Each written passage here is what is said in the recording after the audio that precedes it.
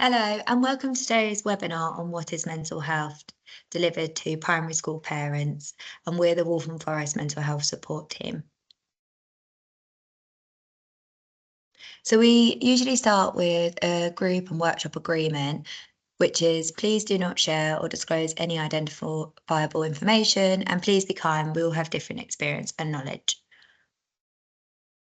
So we just have a disclaimer for today. So if you're concerned about a young person in crisis, you can contact the NELF Direct, Mental Health Direct on the number here. Alternatively, if you feel the crisis is an emergency and you're worried about yours or someone else's safety, please do call emergency services on 999 or go to your local A&E department.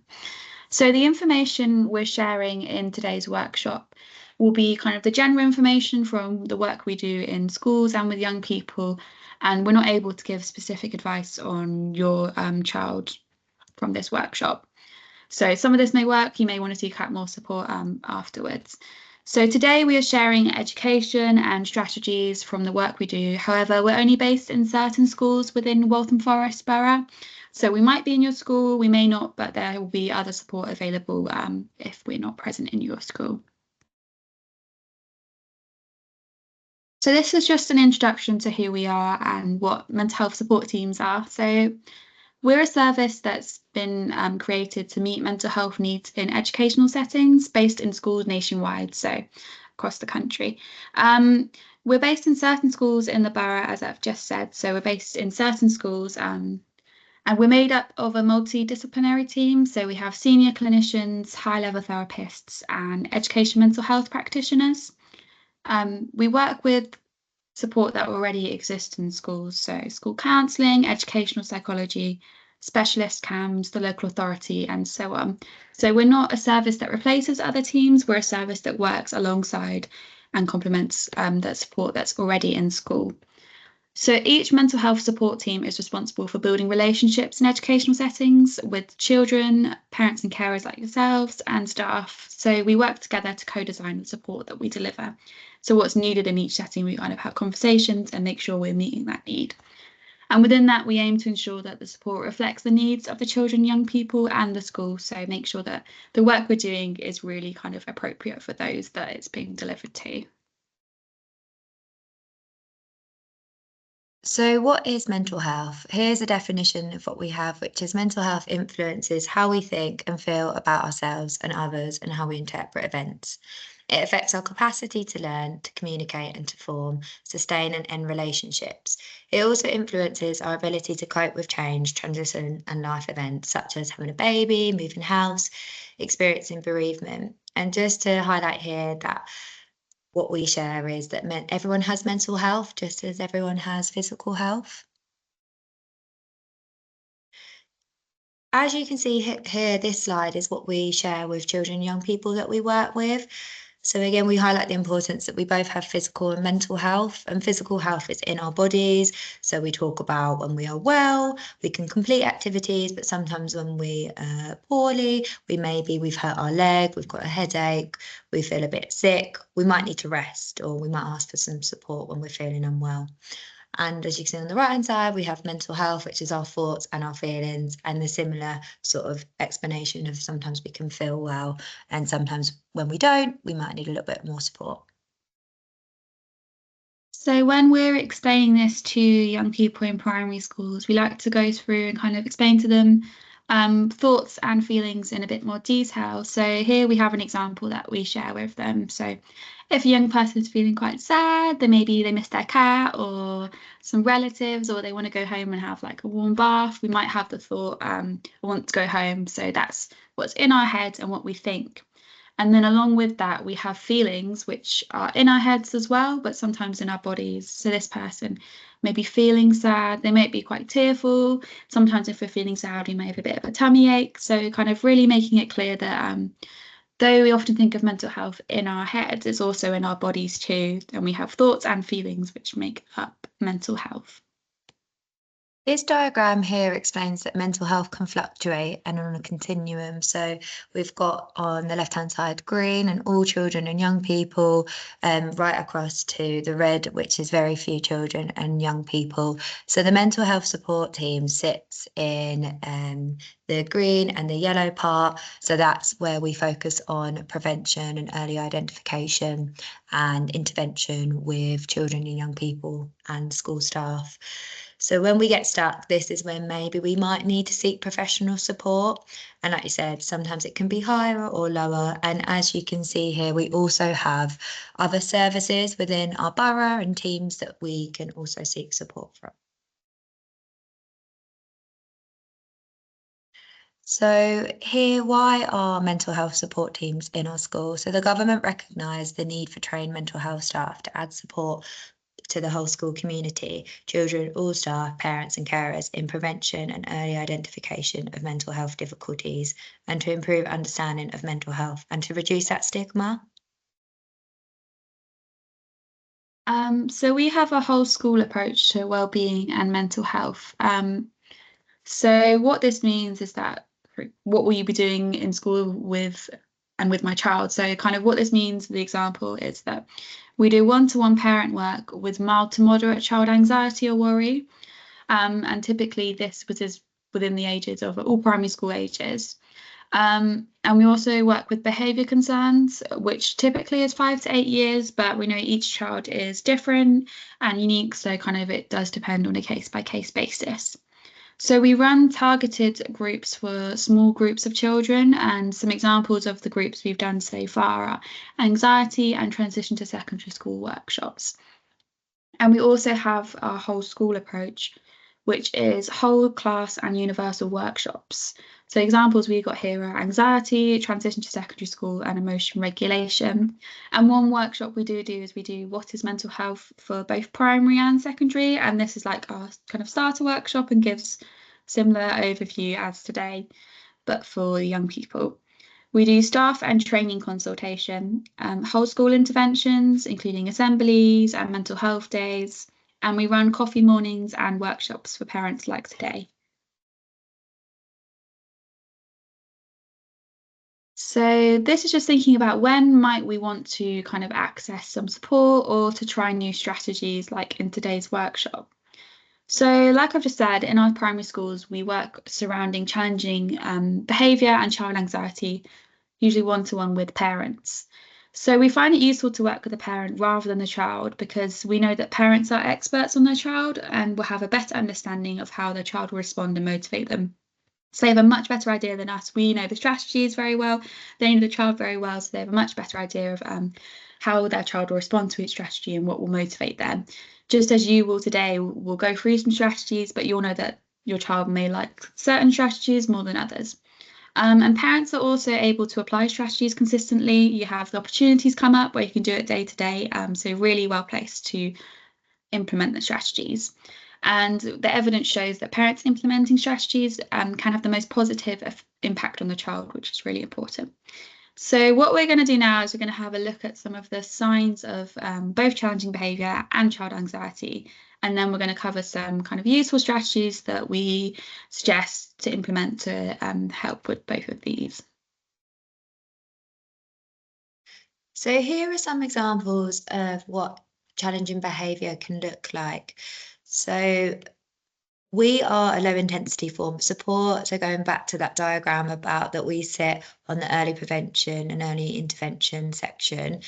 So here are some behaviours that are completely normal to see in your child, but that maybe sometimes they're impacting your child's day or impacting as a family, and you may want to seek some support. So we've got frequent tantrums when they do not get their own way or in response to hearing no. Feel that you are constantly telling off your child or using negative talk. Some small requests turn into a battle, having to pick your battles or avoid certain situations altogether. You feel that you're close to losing your temper on a regular basis. Behaviours have become difficult to manage or an impact in family life, or maybe kicking, hitting, and throwing objects. And then the other intervention that we offer in primary schools is child anxiety. So here are some other examples. Again, like I said, really normal behaviours that we see in children, but it's whether they're really starting to impact and they might want to seek some further support. So worried about returning to school following the COVID-19 pandemic, maybe your child's anxious in social situations, your child is unable to respond to basic requests due to worries that they have. You feel that your child is unable to concentrate and is withdrawn. Worries and anxiety have become difficult to manage and are impacting family life, or fear of objects or situations following a historical event. So a lot of the work we do is based on emotion regulation, and that's in our schools, in our parent intervention, we like to focus on that a lot. So what emotion regulation is, it involves the ability to accurately recognize one's own and others' emotions and the ability to adjust this emotion to the current social setting. So it's all about kind of recognizing that emotion, naming that emotion, and then knowing what we can do when we have that emotion to be able to manage it better. So when we're feeling angry, noticing that, what can we do to help us feel a bit calmer? The same with kind of feelings of anxiety or sadness. When we're feeling overwhelmed with those emotions, emotion regulation helps us to manage those feelings a bit better. So children need to learn and practice this skill, and they learn from their caregivers and other important people around them, which we call modelling. This is really important because we're not born with these skills, so it's about learning it and being able to practice it, and we do pick that up from those parents or other caregivers and those around us showing us what we can do and supporting us with it. So what we like to do in our primary schools is we have this activity we do with them when we're doing our workshops where we go through the different emotions from the movie Inside Out, which is always very popular. And we kind of go through each feeling and help them understand what's that feeling for, what does it do. So we've got fear, that helps us keep us safe. Disgusted, it gives us information, how we feel about something, if we shouldn't eat something. And they can help us tell us something about a situation too. So if we're feeling sad about a situation, that might tell us something was important to us. If we're saying goodbye to a friend and we feel sad, we might let us know that that friend's really important to us. The same with anger, joy, fear, and disgust. Our emotions are really important to tell us something, which is a message we share in our schools.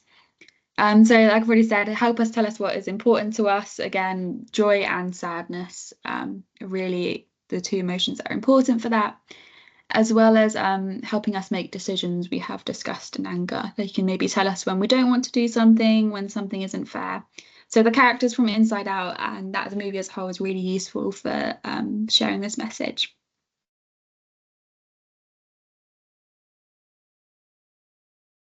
So another side that we share with children that we work with in primary schools is that we always experience lots of different feelings, whether that's one feeling at a time or multiple, and that some can be helpful and some can be unhelpful. So some feelings can make us feel comfortable. So we talk about maybe happy, joy, excitement, whereas some feelings make us feel uncomfortable. So maybe when we're experiencing like being worried, we might have shaky legs, sweaty palms, we might feel a bit sick, or we might have a sore stomach. So these sort of feelings can make us feel really uncomfortable. Some feelings can be really helpful in situations, some can be unhelpful and trick us in situations. But what's really important to highlight is that there's no such thing as bad feelings. All feelings are valid. It's then how we manage these feelings. And sometimes these feelings can become really big feelings. And what can we do? Learning new strategies for that. So these are some strategies that we share with the children that we work with. So the first kind of strategies we go through are breathing strategies and techniques. So we particularly share this one because it's a visual and you can use your hands to draw around and to follow that technique, which is you breathe in as you go up your finger, and then you breathe out as you go down your finger, and you trace around your hand. And then we also have a grounding technique. So we use grounding techniques when we're feeling overwhelmed, we may be in stressful moments, we may be feeling nervous about something, anxious. So they work by making us aware of our surroundings and the present moment.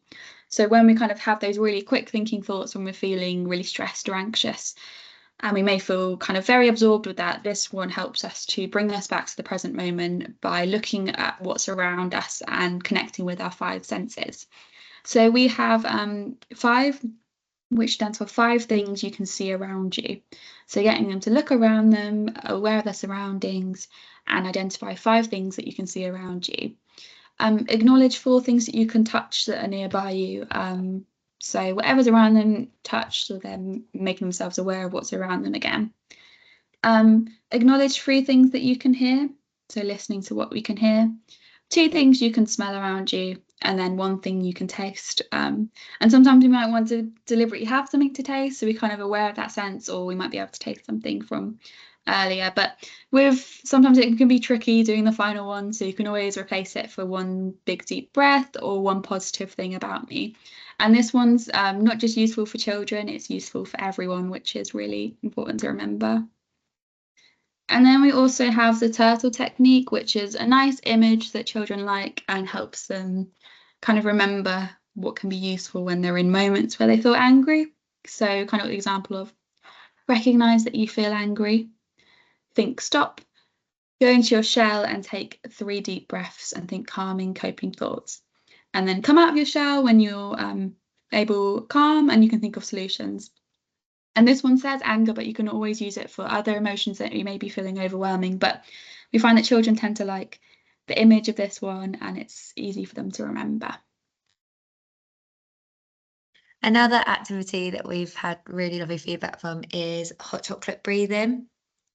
So again, it's another visual of holding a hot chocolate. You can fill it with cream, marshmallows, and then what you do is you practice breathing in and out. So you breathe in, so you're smelling that hot chocolate, and then you're breathing out, so blowing on the hot chocolate to make it cooler again. And you can do that, practice that several times. What's important to mention for all of these strategies is they don't work for all children. Maybe breathing techniques might work for one child, but then grounding techniques might work for another child. So first of all, it's about practicing a strategy when you're feeling calm. And then when you're starting to feel anxious, you've highlighted which strategy works for you. So we've spoken a lot about emotional regulation strategies for the children and young people that we work with, but it's also good to mention about managing your own worries as parents. So being aware of your own anxiety and responses, and that sometimes children can pick up on when others around them are feeling quite anxious. So try and think of ways to manage your own anxious feelings, such as the techniques that we've already described, or maybe you've developed strategies from things that you've learned previously. Sometimes, though, it just isn't possible. So, not all strategies work for everyone. So, it's then about problem solving and finding other ways around the situation. So, first of all, can anyone else help around you, whether it's a partner, a friend, another family member, and someone you work with? And then it's really important to be kind to yourself. Being a parent is really, really difficult. And as we have the picture here of where you put your own mask on before anyone else on an aeroplane. So it's making sure that you take on strategies for yourself too. And here we just have some books we recommend that can be really useful. We have Starving the Anxiety Gremlin. This is for children aged 5 to 9. And then we have another kind of all these books are to help with child anxiety, but we have this one, which is helping your child with fears and worries. This is what we use for a lot of our work, and it's really useful. And then we also have this storybook that can be useful to share with children that have lots of worries or very nervous. And that's called The Huge Bag of Worries. So this is a nice way of kind of introducing the topic and sharing that through a story. We also don't have it here, but we also recommend The Incredible Years for children that struggle with behaviours that are a challenge. That has lots of useful information in it. And then So that's kind of all the resources we have to share and strategies today. And then we also have other services, a list that you can go to for advice and guidance here. So we have Solace Women's Aid, which provide advocacy and support for women and children in London against domestic and violence and abuse. So we have their email here that you can contact them on. We also have Young Minds, which have lots and lots of resources to educate children and young people about mental health and well-being. They also have a helpline for parents and carers, which can be accessed via this number at these times, which is really useful. And then we have Family Action too, which transforms lives by providing practical, emotional, and financial support to those who are experiencing poverty, disadvantage, and socialisation. And here are all their contact details. And we just have a few more. So we have we mentioned this one before, but the mental health direct line. So please do contact that if you are worried about yourself or your child or young person, and this is their number. We have Family Lives, which offer confidential and free helpline service for families in England, Wales for emotional support, information, advice, guidance. And there are their contact details. And then within Waltham Forest, there's also Early Help, which they work in partnership with other professionals, parents, carers, to intervene early on in a child's life to ensure they have the best start. So they work with children aged 0 to 18 and up to 25 with disabilities. And finally, we have the Waltham Forest Parent Forum, which is a voluntary group of parents, carers of children and young people with special educational needs or disabilities. So they work with the local authority to make sure that their family voices are heard in the planning and provision of services. And they also hold informal coffee mornings where they discuss issues and get support. So the times and dates and locations for that can be found here. So that is all the resources and information we have to share today. We hope that some of them will be useful and the information will be useful. Like we said, different strategies work for different children. So it's all about giving them a go, seeing which ones you like, and you can kind of think of it as developing your emotional toolkit of different strategies and resources that can help with those big emotions. And of course, if you're worried about your child or young person, please do get in contact with your school or your GP and make sure you're accessing the support that you need. Thank you.